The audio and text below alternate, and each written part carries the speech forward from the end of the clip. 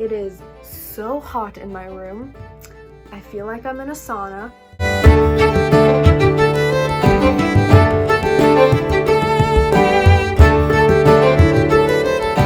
So, this week is going to be the week of completing books for a number of reasons. One, because I'm in the middle of far too many books right now that need to be finished.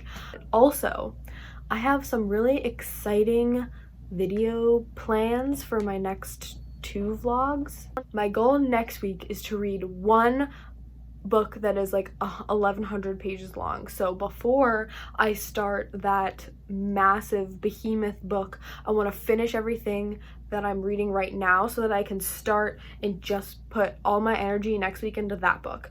And then the following week, which is the week of July 20th, is the readathon. So the reading rush readathon, excuse me. So I have some really exciting videos coming up, so make sure you subscribe down below. First things first, if you've been watching any of my videos, you know that since I began my channel, I've been reading my Byron biography. And I want to be done so bad, and I'm so close. I have about 70 pages left of this bad boy.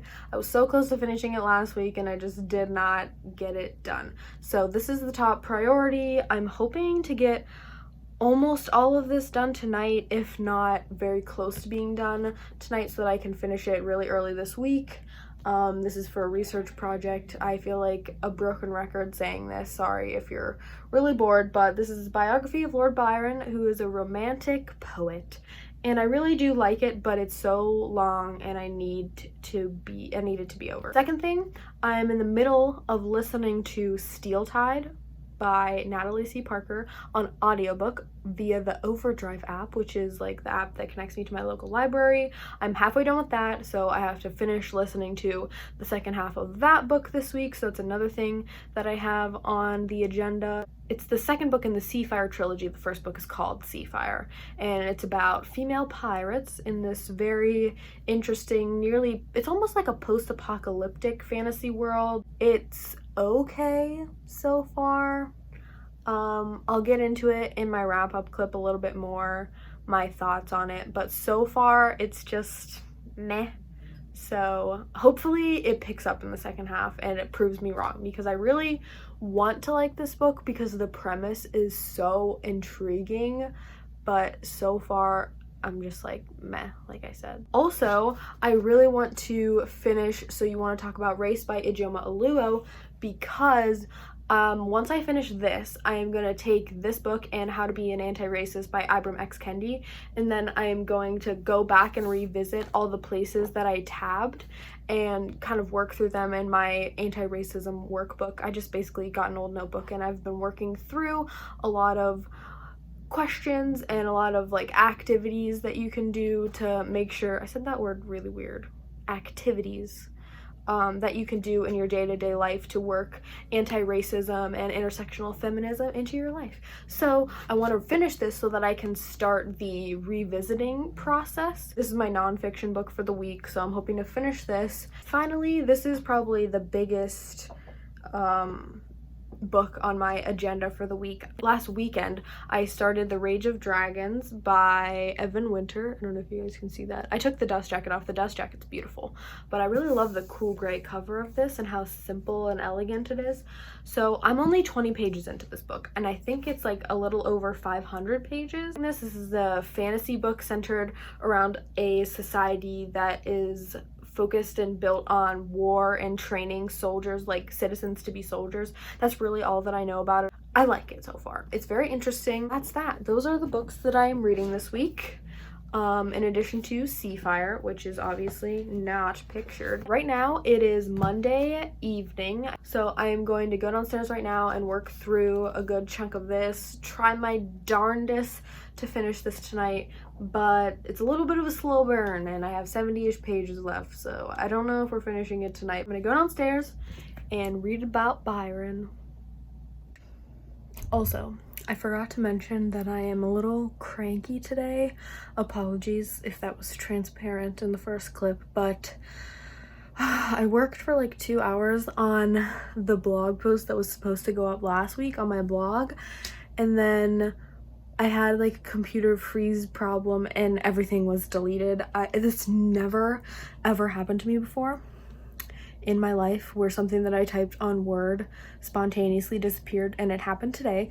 So I'm furious. And also my laptop is giving me so many prompts about like storage problems. So it's a mess and I'm a little crabby about it. If you have any advice for how to handle those problems, if you're tech savvy, please let me know, because it's driving me up a wall and I'm so cranky about it. So we are gonna have a drink tonight.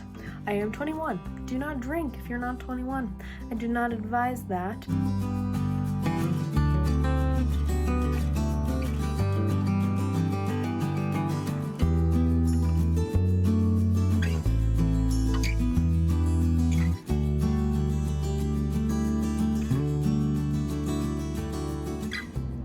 Hey guys, it's like midnight. I just spent a lot of time on Xbox with Alexander playing some Overwatch, but I just wanted to update you guys on a really cute story. So I told you earlier that in the last clip that I was really grumpy because I spent a lot of time working on a blog post that ended up getting deleted because my computer froze, and I was just like, I was kind of being a brat about it. I was just being crabby, and Alexander wrote his own blog post for me to post just this week because he didn't want me to break my posting schedule and to give up.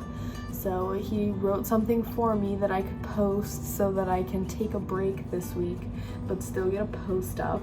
Because he doesn't like to read, he's talking about who he thinks the next Smash character is gonna be, and he like plays Ultimate Smash Brothers. So he is speculating on who the next character is gonna be in this week's blog post instead of it being a wrap-up. So next week, regularly scheduled programming will commence. But Alexander, thank you so much for believing in me and helping me and dealing with me when I cry about technical problems. It's just so precious and sweet. So it's really short and cute, so if you want to go head over to the blog, it'll be on like the recents page if you want to see it. It's just really cute. Peace out. Good night, book people. Alrighty, time for a special trick. 1, 2, 3. Good boy! Yeah. And now he's done. Hello? Yeah.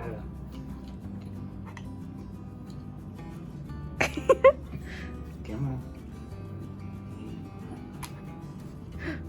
Hey everyone, it's Tuesday evening. Just coming on for a quick check-in. Sorry again for the lack of vlogging today. Unfortunately, I had another kind of crappy day today.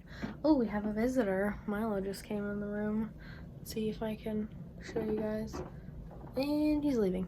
Alexander came over today and we did a lot of really productive and tedious work. We both revamped and upgraded our resumes because we're both graduating at the end of this upcoming academic year. And then the crap started happening. So I was finishing editing this past week's vlog and it kept telling me that it failed to upload it to YouTube, and I tried it like 3 times. I restarted my computer and I just didn't have enough disk space. I'm having so many storage problems. I nearly didn't get this past week's vlog up, but Alexander figured it out. We just had to decrease the quality of the video. Unfortunately, the lowest quality was the only thing that I could fit on my drive. In terms of reading, I ended up reading almost the entirety of the Byron biography. I feel like I am dragging my feet like crazy to finish this right now. You guys are probably so sick of me talking about this dang biography. It's ridiculous. I'm sick of me talking about it, but I really, this time, like, I have 20 pages left. The next time I sit down and read it, I'm not getting up until it's done. Happy Tuesday evening, guys. I hope your days have been going better than mine. And just trying to stay positive so that I can have a good day tomorrow.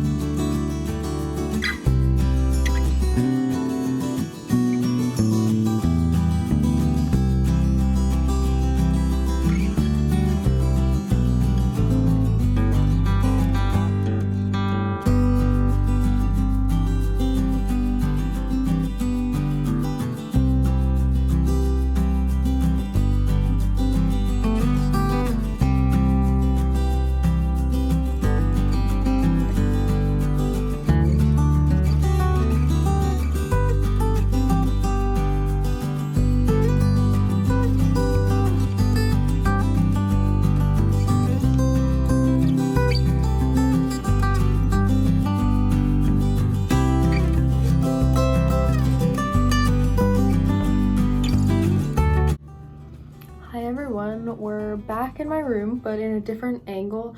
I've been trying to play around with a couple different angles just to keep the video fresh, and so like you guys aren't always getting me in the same place, and so that doesn't get boring. Let me know if that's working or if it's not working. So I'm coming on for a couple big updates right now. So as you saw in some of the B-roll clips, I finally finished my Byron biography. And I'm so proud of myself for reading this entire thing and making all these notes.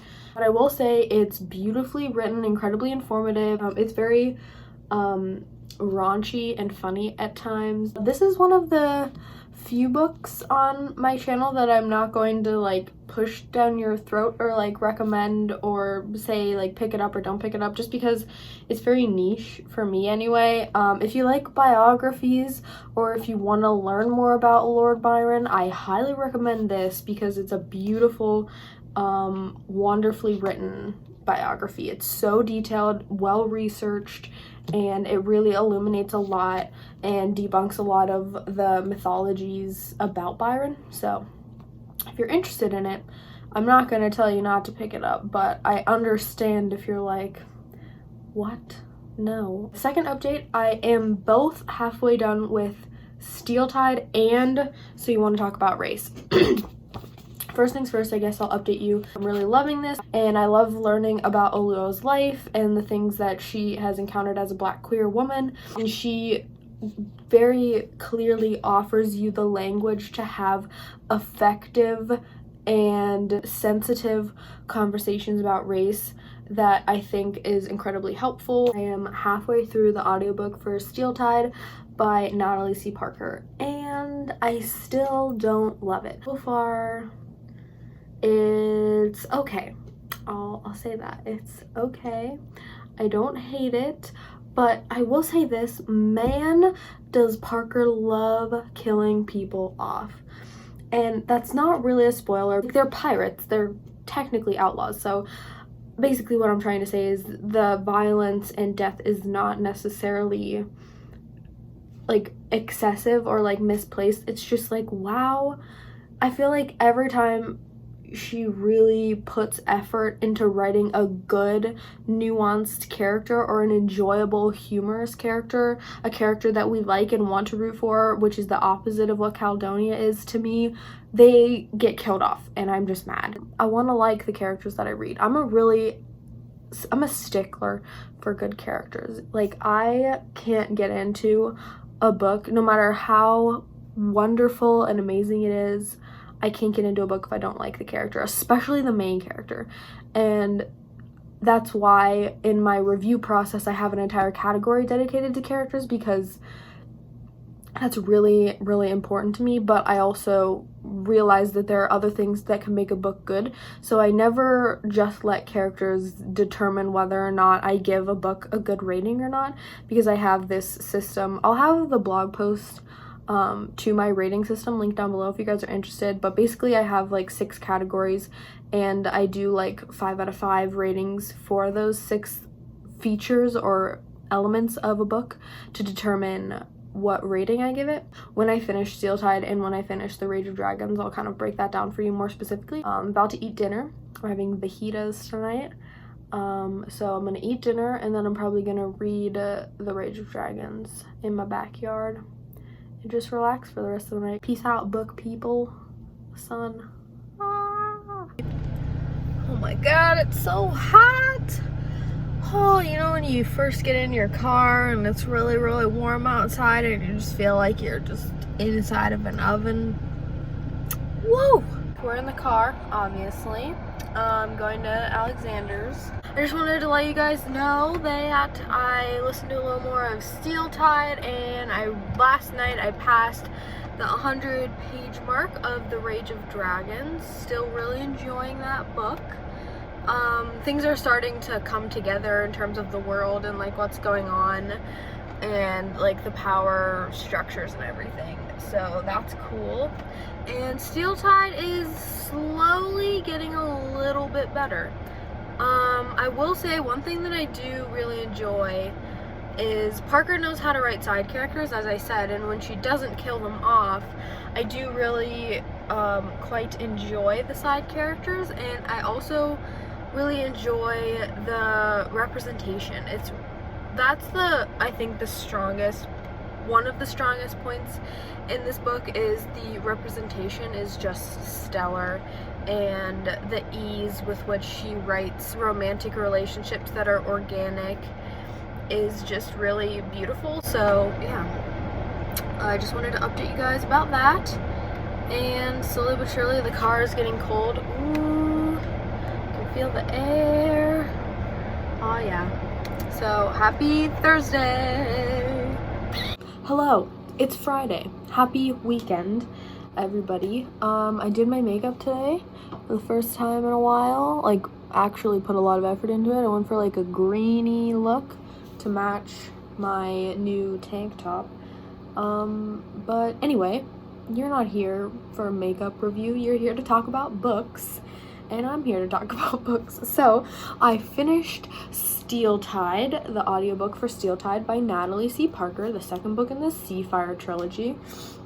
And I'm here to give you my review thoughts. So I wrote down things from my Goodreads, the ratings for each of the categories that I mentioned. So as I told you a few clips ago, I have a rating system that includes 6 categories.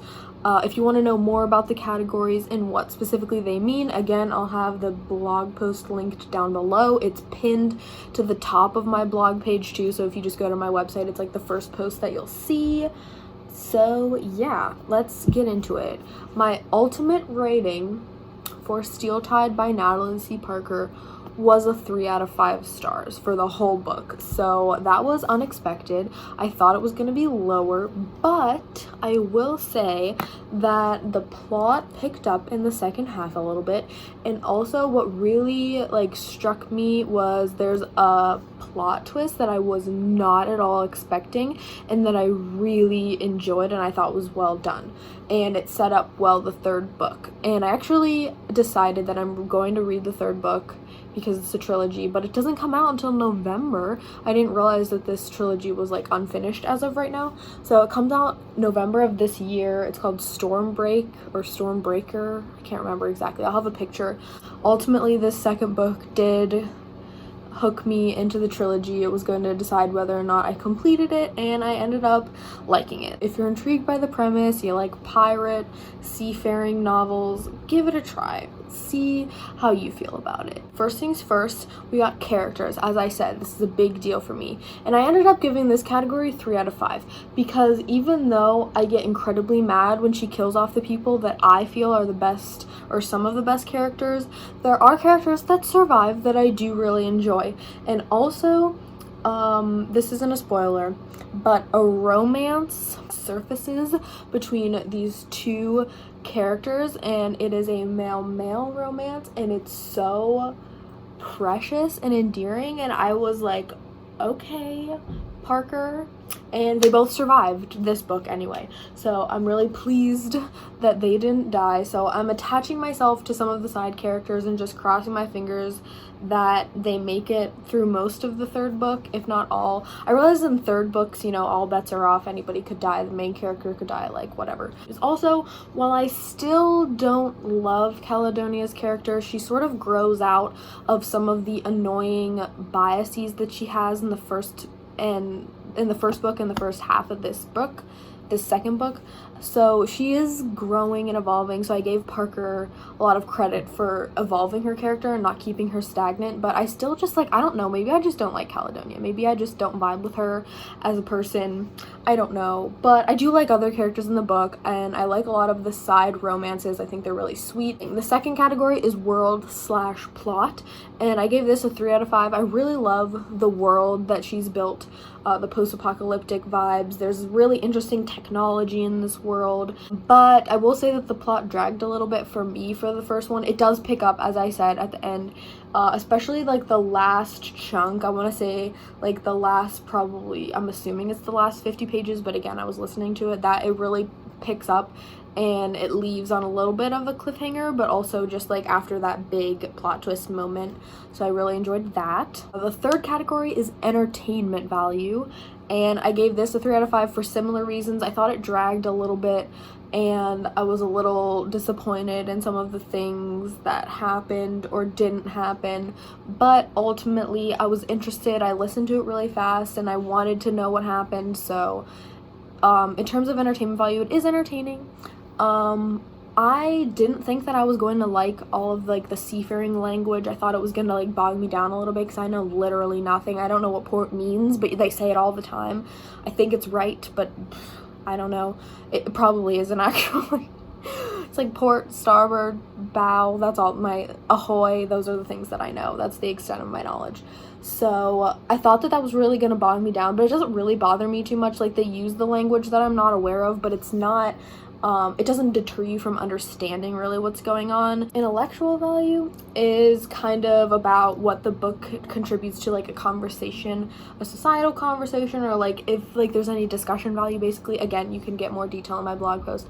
But this I gave 3 out of 5 stars. There are some valuable moments in this book. I don't think that this would carry very far in like a class discussion, and that it's, again, it doesn't mean that this book's bad. I just like to explore the different values that books can have, because not all books are the same. So just because this is a 3 out of 5 doesn't mean that that's why I gave the book overall 3 out of 5.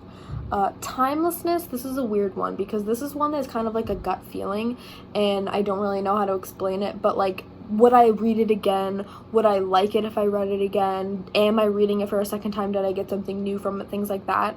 But also, like, if it's an older book, does it hold up over time? All of those things. So this is written very recently. Again, the series isn't even done. But I gave this a 3 out of 5. I won't ever give a book a 5 out of 5 stars unless I could conceivably read it again. Not necessarily me saying, I will read this again, or I plan to read it again, but I would. That, for me, is something that, like, if a book is really good, I love rereading. I know I wouldn't read this again.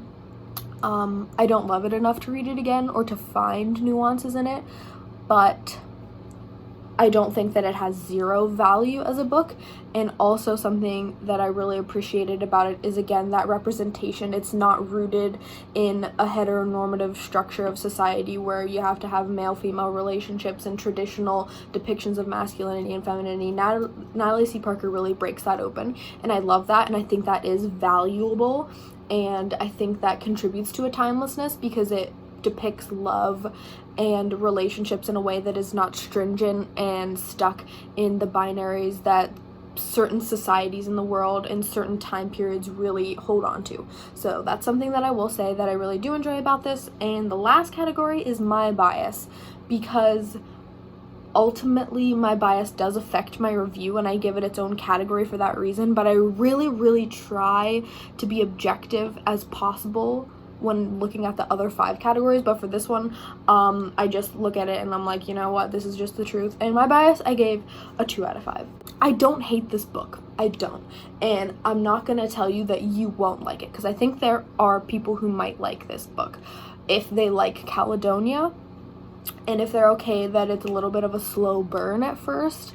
But I think that at the end of the book things do pick up, so I was entertained at the end. But ultimately I just feel like I have too many mixed emotions about this book to put my bias wholeheartedly into promoting this book, if that makes sense. So again, ultimately we got a 3 out of 5 stars. I hope that this breakdown makes sense to you and it helps you understand how I review books. Again, this really only applies to fiction books. I don't use this for non-fiction books. That's my steel-tied review, my final thoughts. Let's say congratulations, pat on the back. I finished 2 out of 4 books that I want to read, and it's only Friday afternoon. So I am close to finishing. So you want to talk about race? I have, I think like 50 pages left. We'll call it 50 pages left. I'm really getting there, and I just really love this book. So yeah, that's my update. Right now, Alexander and I are about to go do some shopping, some socially distanced safe shopping, wearing our masks, but I'll show you guys what we pick up, and I'll take you guys along. So yeah, peace out. Happy Friday. It's the weekend. It's glorious.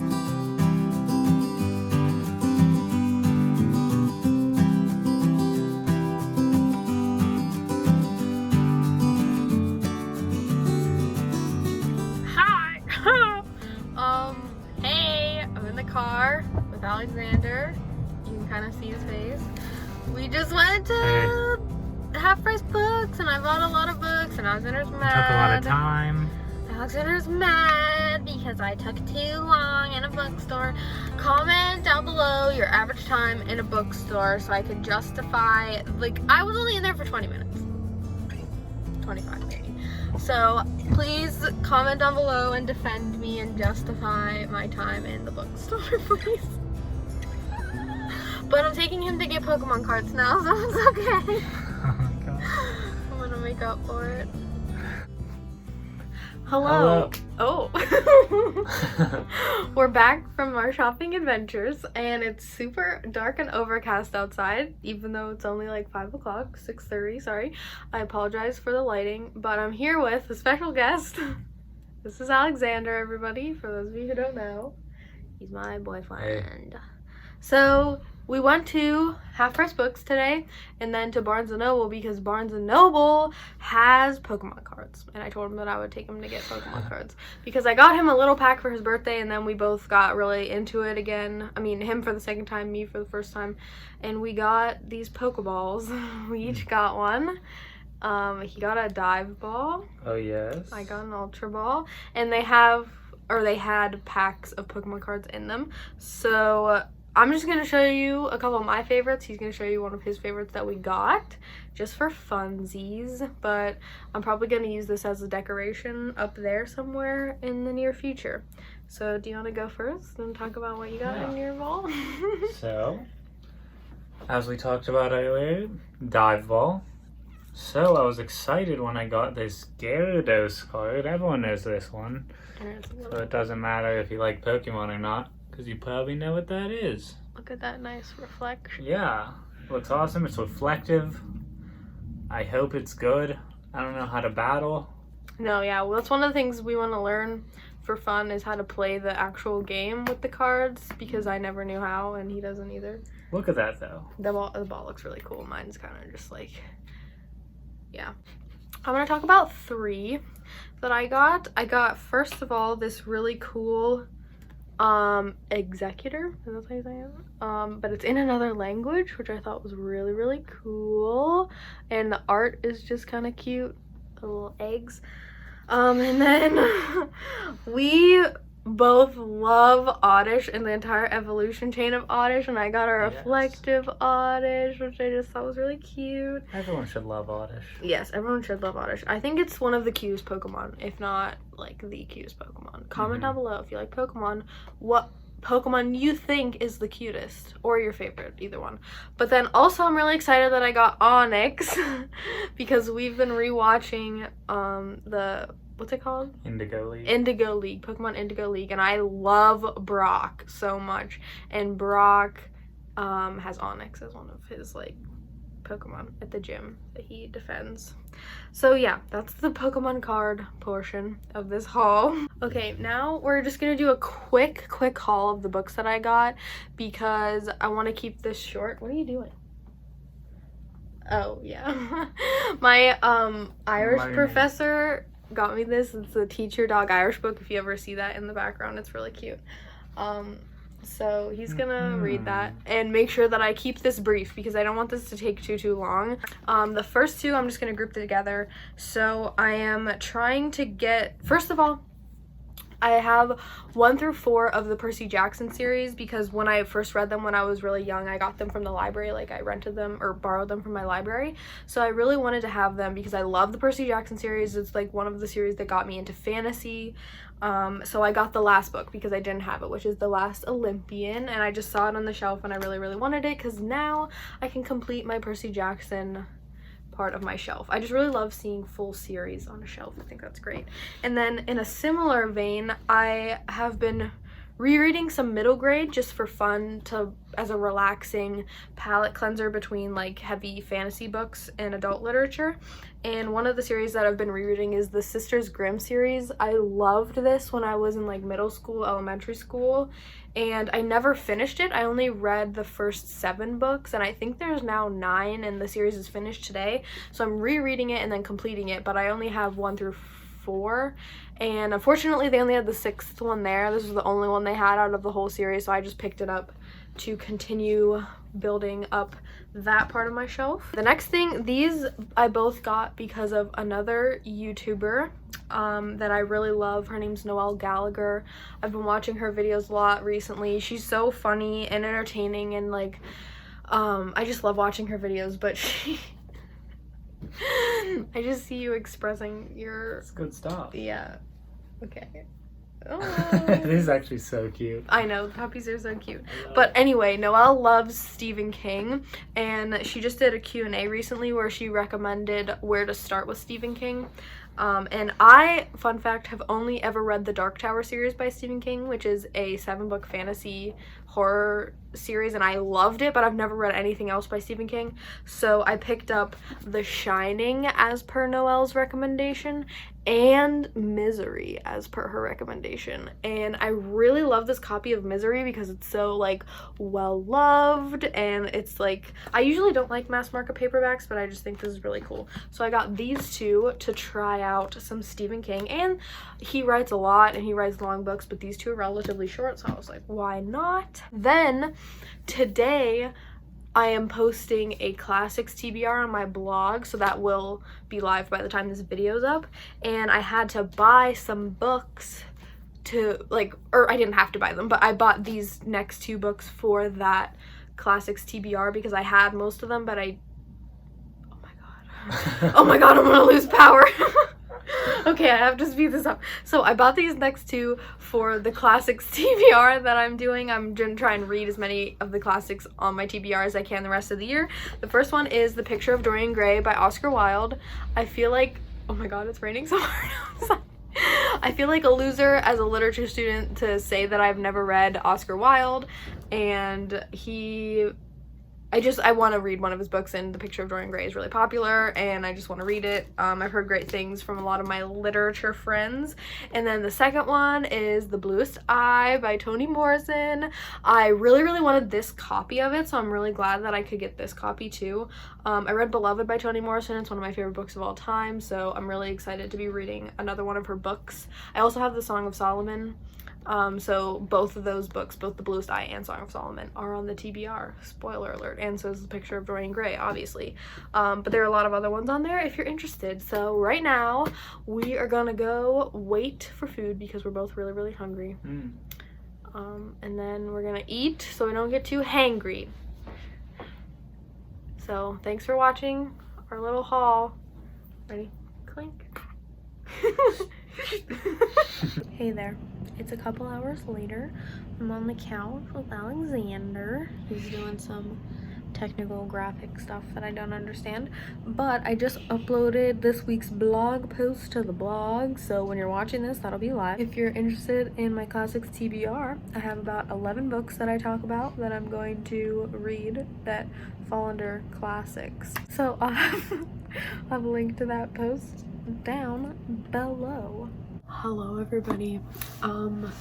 So it's actually Saturday now, but well, technically it's Sunday. It's Saturday evening at like 1 in the morning, and I did not check in at all today. Apologies for that, but it's because I spent basically the entire day reading. I finished So You Want to Talk About Race by Ijeoma Oluo. I really, really loved this. It was so informative and helpful for me. I tagged so many great places that I'm going to come back to. Again, my rating system doesn't work for nonfiction, so I don't use it for nonfiction, but this is a 5 out of 5 for me, 100%. I think this is an absolute must read for everybody, but also especially as a white person, I can say that for my fellow non-black people, this was incredibly helpful. And I think that it not only teaches you how to have effective conversations about race that break down the systemic racism and acknowledge a lot of the problems that we have with our society, but it also goes beyond just discussion. It goes beyond just talking about race and gives you a lot of what you can do to make a difference and actively challenge your privilege and put it out there and get comfortable with the uncomfortable. So yes, I highly recommend this. I do really think everybody should read this, so please, if you can, go out and buy it from a Black-owned bookstore. If you can't do so, maybe rent it from your library. I am currently halfway through The Rage of Dragons. That's what I spent most of today doing, is reading this, and it's so good. It's really, really well paced. The way that the chapters are set up, it's like each chapter has mini chapters within it that are only a few pages in length, so it sort of propels you through the narrative very quickly, and it just makes it really entertaining, really fast paced, and sucks you in very quickly. I'm gonna read a little bit more before I fall asleep, and then I'm gonna try and read as much as I freaking can of this tomorrow, which is Sunday. So I'm gonna curl up with The Rage of Dragons, see if I can't get another like 20 pages, 30 pages in before I fall asleep inevitably, and we'll see where I land in the morning. What up, everybody? It's Sunday, and I passed the 300 page mark of The Rage of Dragons last night before I went to bed, and I think I'm around like 350 right now. I spent a little time this morning, early afternoon, reading. But this clip is not about The Rage of Dragons. It's actually a mini unboxing. So, full disclaimer, I did not purchase this book, so I'm proud of myself for not buying it. My dad actually bought it for both of us to read. So I've got my little handy dandy key letter opener here, and we're gonna open this package and see what's inside. So the book that I have for you guys today is a beautiful paperback copy of Stamped from the Beginning by Ibram X. Kendi. Now, I read How to Be an Anti-Racist by Kendi at the beginning or middle of June, I want to say. It's in my first 2 vlogs if you want to go back and watch me read that and hear my review, but I really, really loved that, and I actually read them out of publishing order. This was published first, and then he wrote and published How to Be an Anti-Racist, and I didn't realize that until I was reading How to Be an Anti-Racist, but my dad actually recommended this book to me, which is why I picked up How to Be an Anti-Racist, because I recognized the author, and I passed off my copy of How to Be an Anti-Racist to him, so he's reading that now, and then he just ordered this for both of us, so I'm probably gonna read it first and then I'll give it to him. So just more educational literature. I'm really excited, and I love Kendi's writing and activism. I follow him on Instagram, and I just really love learning from him, so I'm really excited to read this, and I love this nice floppy paperback edition. This will probably be the next nonfiction that I pick up. I'm not 100% certain about that. I'm really looking forward to reading this and learning more about systemic racism and sort of understanding. I feel like the better you understand and come to understand systemic racism and the many ways that it manifests in our society, the better I can do as a person. The rest of the day, I'm probably just going to do some reading, try and finish The Rage of Dragons if possible, but other than that, it's Sunday, so just relaxing, hanging out. Okay, people. So it is now Monday, the end of this vlog, and in a short few minutes will be the beginning of next week's vlog. I'm here to give you not only a conclusion clip, but my wrap up for The Rage of Dragons. First things first, I did complete my goal to finish the 4 books that I was in the middle of at the beginning of the week. And I would just like to take a moment to pat myself on the back, because I'm not gonna lie, I had my doubts. I didn't think I was gonna be able to do it, but I flew through this book. I read this, I think, in like 3 days. This is incredible. So good. 5 out of 5 stars. 110%. I had high expectations for this book, okay? And it exceeded and blew my expectations out of the water. If you are a fantasy person like me, you will 100% love this. Pick it up. let me tell you that I think this is one of the most unique fantasies that I have ever read, but at the same time, it reminds me in little ways of so many other things I've encountered. Does that make sense? It's like Evan Winter takes a lot of the things that we're familiar with in fantasy and he adopts some of it, but then he creates this incredibly new narrative with it. I was reminded of a few things in my head as I was reading this book. First things first, the political drama and like the political caste system and everything like that reminds me a lot of Game of Thrones. Now, I haven't read the Game of Thrones books, don't come at me, but I have seen the show. The ending is terrible. I know. I will defend that viewpoint until the day that I die. The emotions that the political system makes you feel, like you just want Joffrey to die so bad because he's a freaking creep and he's the worst, he's the devil incarnate, and you hate him and you want him to die. And then like you root so hard for the people like the Jon Snows and the Daenerys's of the world, the Aryas of the world. You just want them to rise to the top.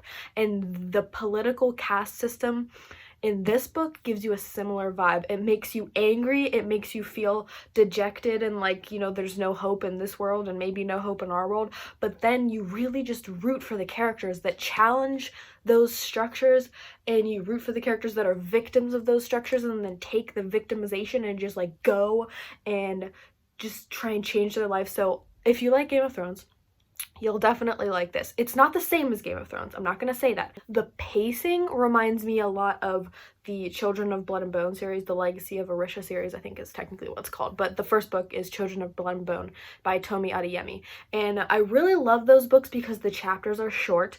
And to me, that makes the book very bingeable. It increases the pacing and makes you read really fast. And this does something similar. So you have chapters like this, for example, like chapter 7. But within chapter 7, there are a bunch of these mini chapters that are only like max like 7 pages, I want to say. So you read it really quickly. So if you like the pacing of the Legacy of Orisha series, you'll also, I think, like this. The third thing that I will say is that I know there are a lot of Brandon Sanderson fans on BookTube and on Bookstagram. Evan Winter's world building and his magic systems are very advanced and detailed, just like Brandon Sanderson. So if you like Brandon Sanderson, you'll definitely like this.